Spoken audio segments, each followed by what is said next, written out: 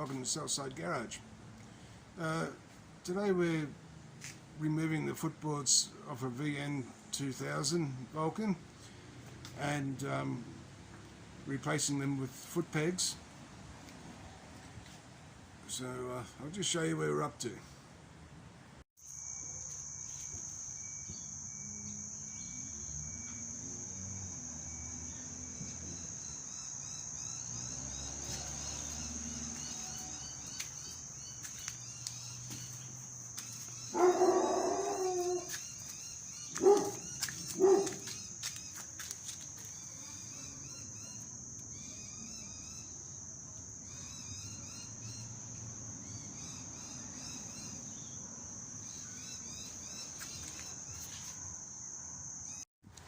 So this is the right hand side, and we just utilised holes that are already in those brackets there, and put some spaces in there, made up some plates, and positioned the foot peg there. The foot brake was way up here, and we just lowered it down to there. I'll just show you what we've made those spaces out of. It's just a piece of 30 diameter rod. Just cut it off at 1 inch long, or just a bit over 1 inch. I think it was about 27 millimeters long, and bored a hole down through the centre of it to make the spaces. And on the other side,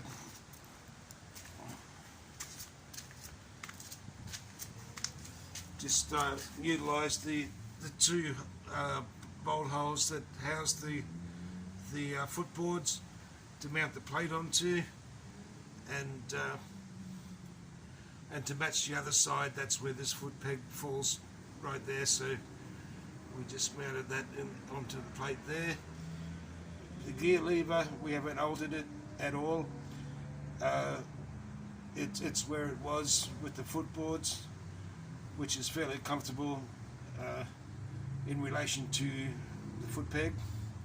Now, the measurements that I used, the foot pegs are 250 millimeters off the ground. The ground clearance to the center of the foot peg, 250 mil, and when you've got the steering directly in line, it was 580 millimeters from the center of the axle to the center of the foot peg on both sides. Since we've done that and taken it for a test ride, I think the pegs are a little bit low and they're a little bit too far forward. So we're going to have to make some new plates up, bring the foot pegs back a little bit, up a little bit, probably 2 inches back, 2 inches higher, or 50 millimeters back and up in the in metric. And I really think that you don't have to alter the length of your levers or anything. Your brake lever or your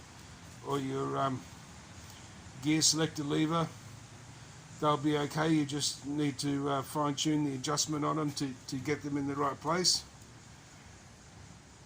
But where the pegs are now, it's still comfortable to ride and so on, so I'm going to leave it like that for now.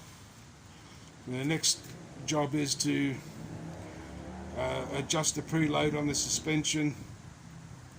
The bike is far too low and not much preload there, so I'm going to stiffen up the preload, which will raise the bike a little bit at the rear, and change the handlebars out to like a 12-inch apes or a T-bar with a 12-inch rise, something like that. And then I'll revisit the foot pegs and fine-tune those, which will probably mean making all new brackets. One other thing I want to mention too is the forks. There's a fair bit of sag there. I doubt whether the oil's ever been changed in these forks, so they're a little bit sagged. So I'll be taking those apart as well, changing the oil, checking the spring, and so on, and that'll probably raise the front of the bike as well. So given all of those factors, the rear shocky, the handlebars and the forks, then I'll revisit the foot pegs and get them exactly where they need to be. So thanks for watching. It's actually quite an easy conversion if you're thinking about taking your footboards off and putting pegs on. It's not that difficult. Just sort of see what I've done there.